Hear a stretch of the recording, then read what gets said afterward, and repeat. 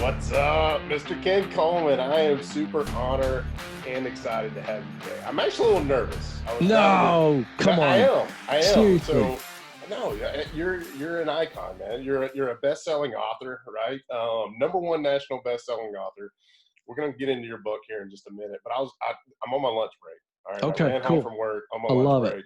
I love it. To do this, and on the way here, I started thinking about, dang, I'm gonna get to talk to this guy, and I started getting nervous. I'm like, all right, I gotta go lay down on the couch for a minute, go play with the kids when I get home to get my How's mind a off dude of as big as you nervous to talk to a little runt like me, man? Come on, man. Let's go. Physical size aside, I'd There rather you be go. here. All right. So I want to preface this. You and I were just chatting a little bit that I have a love-hate relationship with Ramsey's Baby Principles, which is the camp you come out of, and you guys are doing some awesome stuff.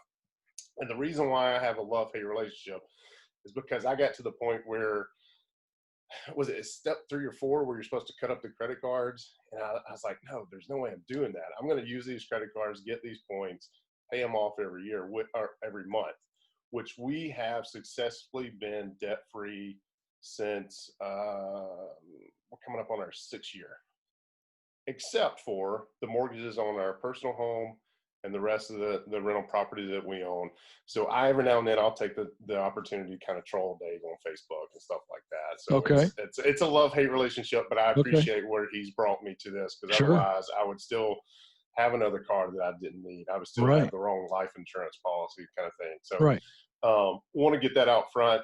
I know you're not going to say anything against him, but I just want to make sure you understood where I'm coming from. Yeah, it's fine. Look, we've heard this before. Dave has heard this a million times. Dave and I've actually sat in a mutual friend of Dave and I's house, and he's a multi-millionaire and has sold millions of books. And he challenged Dave on that credit card thing, just like you try to challenge Dave.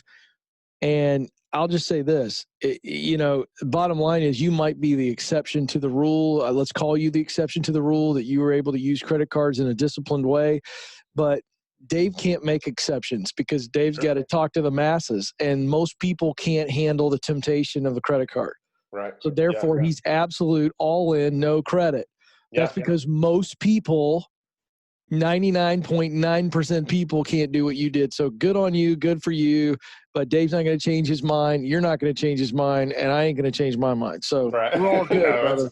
That's fair. We all get along. It's all good. And there is another exception to the rule. I said we've been debt free. We just had our 3rd kid not 8 months ago. So we've got 3 under 5. Thank you. We've got 3 under 5. We had to do something from a vehicle purchase, and we did not plan. So we do have 1 car payment now, and man, that stings worse than anything. It really does. But we're gonna get taken care of. No, that's not why you had me on, though. No. I had you on to talk about this book. I picked it up, The Proximity Principle. Right, and it's been out now for how long? Came out in May of 19. So what is that? Less than a year. How many months? 7 or 8 months. Yeah, it's still a baby. It's still a baby. It's still crawling around the house. But it is amazing. So let's dive into this, because I've read it. I run a small mastermind that I'm looking to grow. It's called the W2 Capitalist, right? So one of the things that we do every month, we go through a book of the month club, so to speak. Sometimes we take more than a month, whatnot, but this is definitely on the list because of all of the good stuff that's in there, right? So let's talk about the basis around the proximity principle and who is it for. Well, the proximity principle is for anybody who's not where they want to be professionally, period. Right. So it could be the starter. So whether that's the college kid or somebody in their early 20s that has now got a plan, at least a dream, and they want to get there. It's for the switcher. So that's any working professional in 20s, 30s, 40s, 50s who wants to get out of something they fell into, the dead-end career. There's no meaning for the work. And then it's for the what I call the advancer. So starters, switchers, advancers. It's for somebody who is on the right path, is in the work they love, but wants to continue to grow. The proximity principle is this simple but wildly powerful principle that says simply this: the right people plus the right places equals opportunity. Now, the principle itself, as I wrote it and memorized it the very first day I said it, and it just stuck in my head. In order to do what you want to do, you've got to be around people that are doing it. and in places where it is happening. This is where opportunity comes. You're around those people that are doing what you want to do because you get to learn and observe and emulate and create a model. And then you're in those places because when you're in the right places where that work is being done, that's the chance for you to practice a little bit and observe, to meet more of the right people. So the right people plus the right places, it is the age-old, not-so-secret truth to success. And so I wanted to unpack it through the context of my journey, and that's where the 5 archetypes of people came from and the 5 archetype places came from, because I went into my journey as well as the journey of thousands of men and women that I've been able to interview. You know, I've just been very blessed. That's how I built my broadcasting career, was as an interviewer, a specialist. And so I've been able to sit knee to knee with some of the most successful people in the world from all walks of life. And so that's what they all share in common: proximity. Yeah. And speaking of your career, I'm a little jealous of it, right? So I know you, I forget your assistant's name there that set everything up before he came in, but I'm a little jealous of the studio you have now that we're talking in, or he called it a pod, but it looks like this is just a little, it's just a little podcast room, man. Yeah.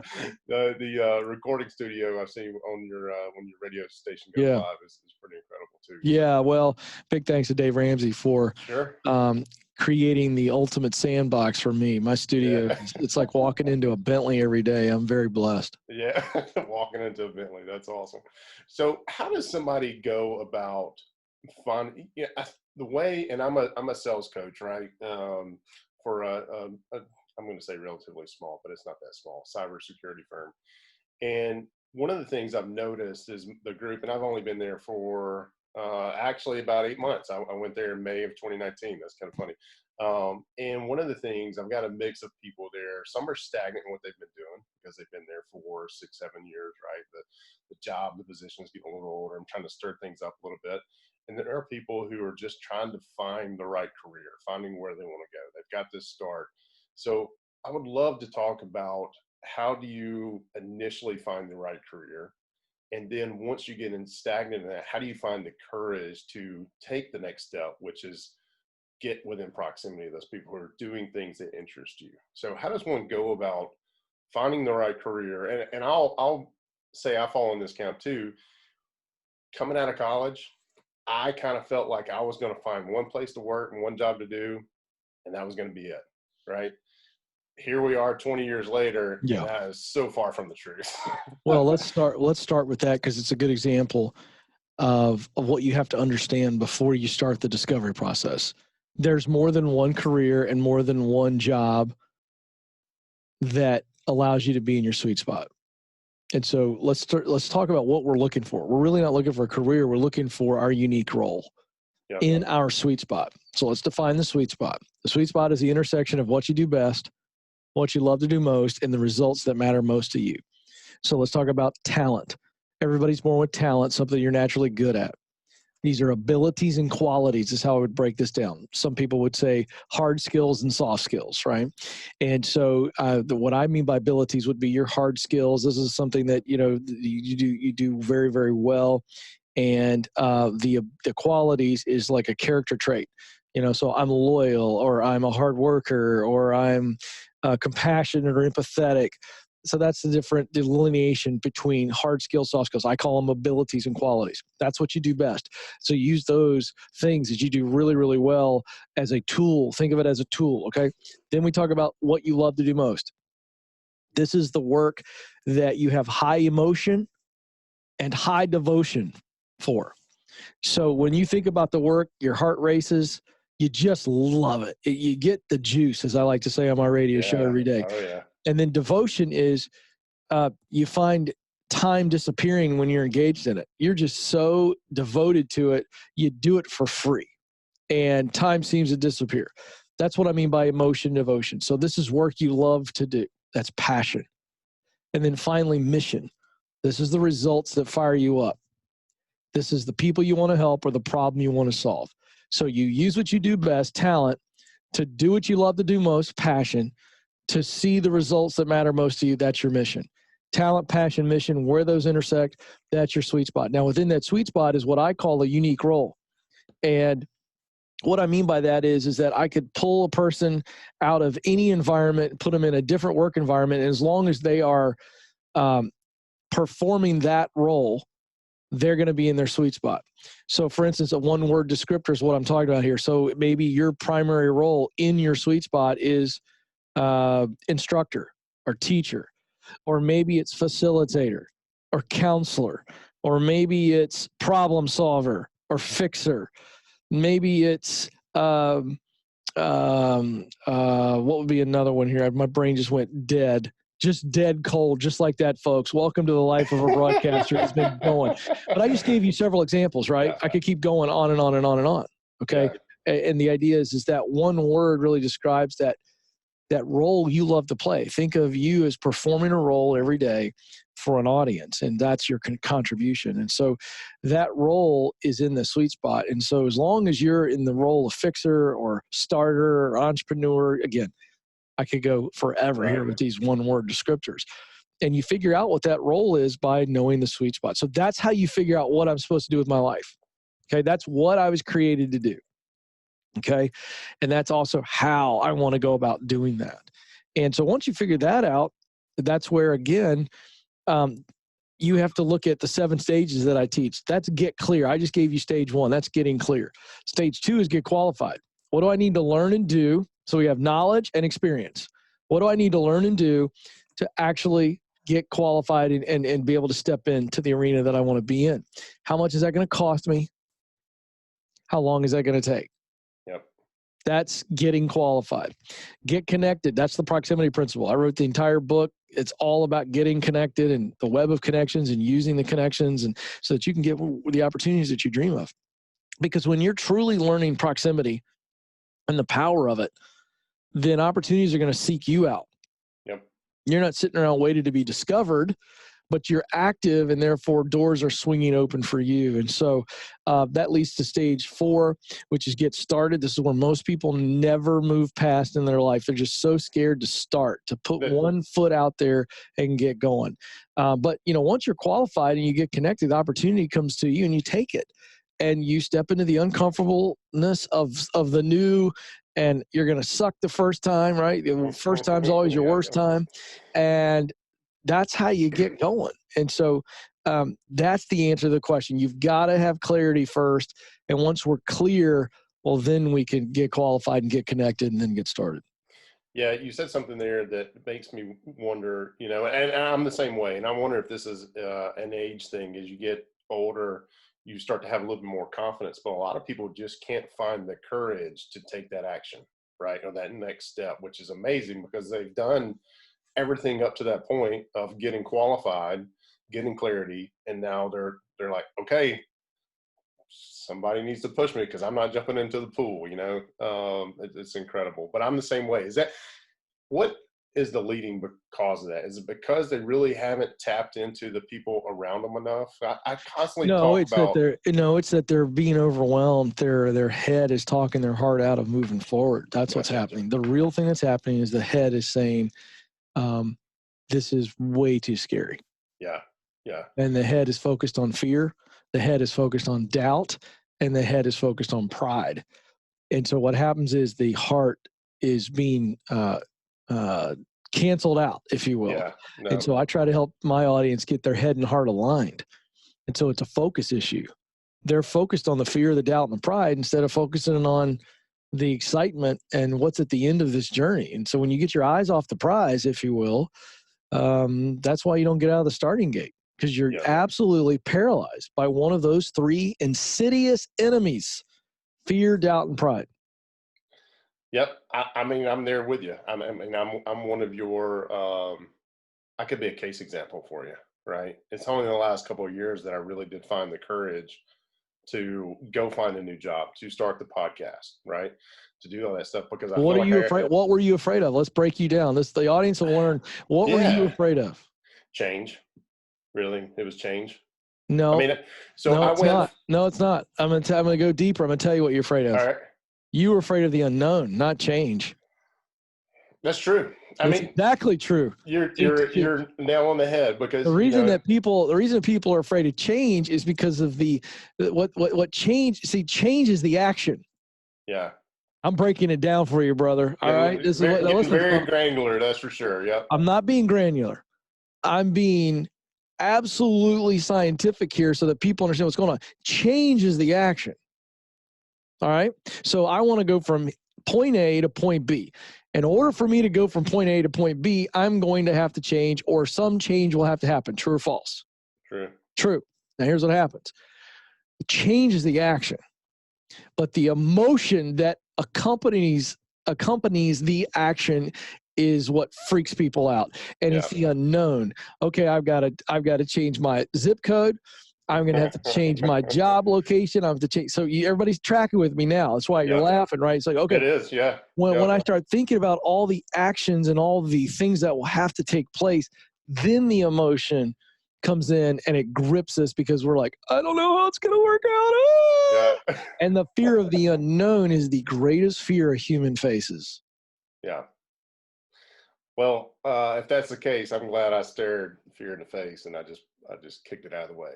Right. Right. Well, that's what you do. Yeah. You know, and here's what you do though. You have to say, if fear is a liar, and that's what I believe, if fear is a liar. So my fear is creating all this stuff in my head. I've got to get that stuff out on paper almost and say, this is a lie. Yep. So now once I've done that, I go, okay, if this narrative, if these sentences, if this paragraph is a lie, what's the opposite? Yeah. That's true. And then we go, oh, okay. And that's how we are able to then, fear never dissipates. But courage is moving forward even in the face of fear. And courage only comes when we get clear. Clarity leads to confidence, and it is confidence that then gives us the courage in the moment to go forward because we went back and we got clear. So we look at the lie of fear and we go, is that true? No, that's not true. That's not true. That's not true. That's not true. This is actually true. I just got clear. Yeah. And now I got a little juice, a little confidence. A little juice. I love and that. I'm going to step forward. So it's really important that we break that down because we have got to understand what we're truly afraid of, because fear creates a symptom. But when we go to the doctor, we're not trying to treat the symptom. We're trying to figure out the source of the symptom. Yeah. Healing comes when we get to the source of the sickness. Very true. Very true. So fear and changing W-2s, that was one of my biggest fears. The other thing the audience is going to know about is, or a lot of them are fear of doing their first deal when it comes to buying investment properties, because, and at some point in time, you just got to dive in. Right. And that was me 5 years ago as well. My wife and I were like, hey, we don't know necessarily what we're doing. Numbers looking on paper, either we're pulling the trigger or not. We did it, and it's been amazing ever since. Yeah. So everything you just said added some clarity to my situation, even though I'm 5 years and 8 months past it, right? Right. That's awesome. So if somebody's working through your proximity principle and they've got very clear, they found their talent, they found their passion, and they found their mission, is it possible for that person to get stagnant in their W-2 position? Yeah, everybody can get comfortable. The word I would use is comfortable. Stagnant's a good word, but comfortability is the culprit. Yeah. So let's say I'm in my sweet spot. Can I get comfortable and stagnant? Absolutely. If I'm not learning and growing. Yeah. So what I mean by that is I've got to, even when I'm in my sweet spot, I've got to continue to dream and recast my vision. So if my vision is to get here and I get here, I've now got to expand my vision. And when I expand the vision, guess what I'm going to have to do? I'm going to have to learn new things and then apply those new things. That's the growing. So I'm learning and then applying, which is the growing. And what I just described there was I'm getting uncomfortable again. Yep. And so yeah, you absolutely can get comfortable and stagnant in your sweet spot. Yeah, absolutely. Look, I know you got a hard stop coming up. There's one last question I want to ask you and make sure I'm totally respectful for your time, but you have a tagline. It's life, and correct me if I get this wrong, but it's something along the lines of life is too short to have a boring 9 to 5. Yeah. Just to clear the air, you're not wanting folks to go out and create their own business or become an entrepreneur. That's not the silver bullet answer for everyone. For some, maybe. No. You're talking about going out and finding their passion. I'm saying that life is too short for you to show up on Monday morning and be miserable before you even open the car door to step into the parking lot to then go into the building. Yes. I'm saying a boring 9 to 5. I don't care if you're an entrepreneur. I don't care if you're working for the man. All work is honorable in my mind. I'm saying if you're not using what you do best to do what you really love, to create a result that matters to you, life is too short to go through that. That's what I'm saying. Yeah. Absolutely. I hate when people come in and they talk, oh, I've got a case of the mundane Mondays, or, we're recording this on Friday. The saying in the office is Happy Friday. Yeah. You know why it's Thank God It's Friday? Because they're miserable throughout the week. There's a reason why Friday nights everybody's going and drinking their face off. Yeah.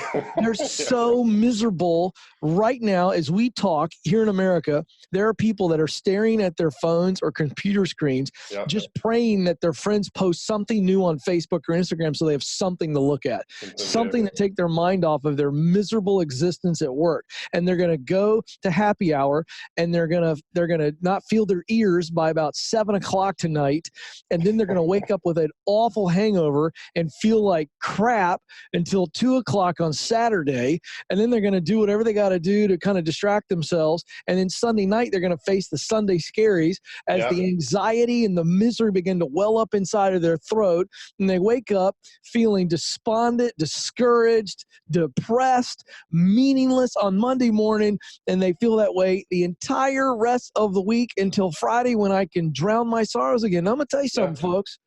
The average American is going to do what I just described and experience that 90,000 plus hours over their lifetime. That's how many hours that the average American works in their lifetime. Now, I'm going to tell you something. If that's how you want to live, something's wrong with you.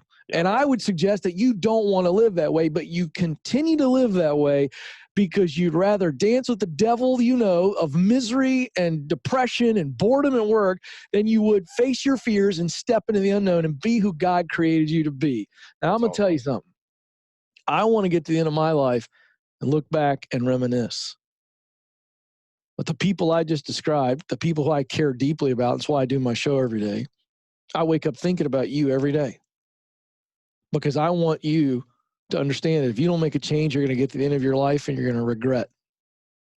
And when I go out, and I'm hoping I get to go out with everybody around me and we're having a big dance party and maybe I light a cigar up in the hospital room just to hack the nurses and doctors off one last time, break a rule, that I'm full of reminiscing and no regrets because I gave it everything I had.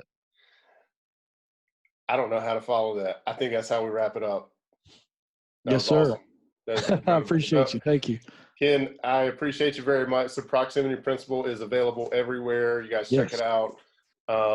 Special deal at kencoleman.com. They can get all 3 formats for $25. They get a signed copy, the hard copy like you got in your hand. They get the ebook and the audio book read to them by me, this velvet baritone, and they get all formats for $25. Well, I will say I appreciate you reading it because what I do when I get through books for the mastermind, I'll listen to them on audio, but the only way I listen to them is if the author actually reads it. And then if it's good enough for that, then I'll buy it. So I can start making notes in it and marking it up. And I wish I would have known about that deal because I didn't. I know. That's a good deal. That's all 3 formats for one low price, and you get one version for you, and then you pay it forward by giving the other 2 versions away. I love it. It's the gift that keeps on giving. And Ken, you answered a question I have. Best way for people to get in touch with you, KenColeman.com. KenColeman.com. All the social media stuff is there. They got the phone number. They can dial in the show. They can watch the YouTube show. If they want to watch and see why I have a face for radio, that's every day at 12 Eastern. Just search the Ken Coleman Show on YouTube. Me and you both, brother. There you go, bro. Ken, thank you very much. I know you got to get. Thank you. I will get in touch with Mackenzie later and let you know when this comes out. Thanks, dude. I appreciate it. Absolutely. Thank you. Bye-bye. Hey, 4 things before you get out of here today. Number 1, thank you for watching. Sincerely appreciate that. It helps with our ratings with YouTube and all that. And along those lines, Speaking of helping with ratings, if you could just hit that like button for me, the little thumbs up, and also subscribe. If you're not already a subscriber, if you are a subscriber, thank you very much. I appreciate that. We are trying to grow the presence here on YouTube, and this is you liking, subscribing, and commenting helps with that whole algorithm piece. So let us know. It also helps me know what kind of content you're interested in. And in the comment section, if you just list that one golden nugget that you took away from today's episode, that would really help me out and engage. Right, I'll get an alert when you say something about the episode today when you make it in the comment, and I will respond to you right away. And it'll be me. It won't be anybody else. I promise.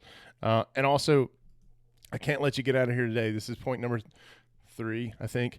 I can't let you get out here today, but highlighting this affiliate for us, Deal Check, incredible piece of software. Whether you're doing burrs, you're doing fix and flips, you're doing buying holds, and buying holds is single family and multifamily. I used it last week to underwrite an 8-unit deal, and I'm going to be using it for any of our properties up to a certain number.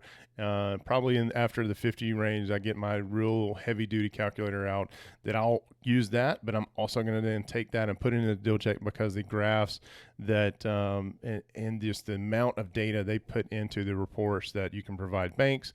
Hell, I even sent one to a seller. I was like, here's the number. I know you're probably not going to be happy about it, but here's why I sent it to you, because I'm trying to hit these numbers, and we're currently negotiating on that deal. So we'll see what happens. But we have an affiliate code in the description below. Make sure you use that. If you don't, just go to dealcheck.io from any browser, and you can be able to sign up there. Signing up is free, right? So you can use it.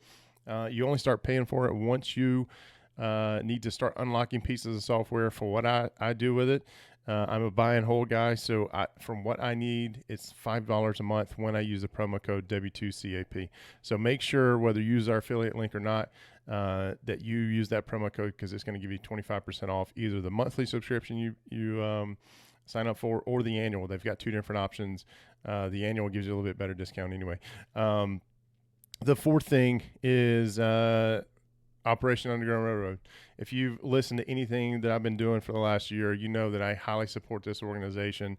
Again, the promo code W2CAP, you can text that to 41404, and you're going to get an immediate response link back to our fundraiser page so you can see what we're doing for them. But also from there, you can hop over and see what all they're about. Highly recommend you follow these guys on social media and everything like that, because they're just ridding the world of not only human trafficking, but more specifically child sex trafficking, which is the most disgusting thing that I can ever think of, that this goes on. My heart goes out to those kids, and that's why I support them, right? Having 3 of my own, I just can't imagine them being in that environment. I'll give you a bonus. Okay, that was the 4 things, right? So like, follow, subscribe is number 1. 2, Deal Check was number 2, I think. I'm losing count here. OUR was number 3.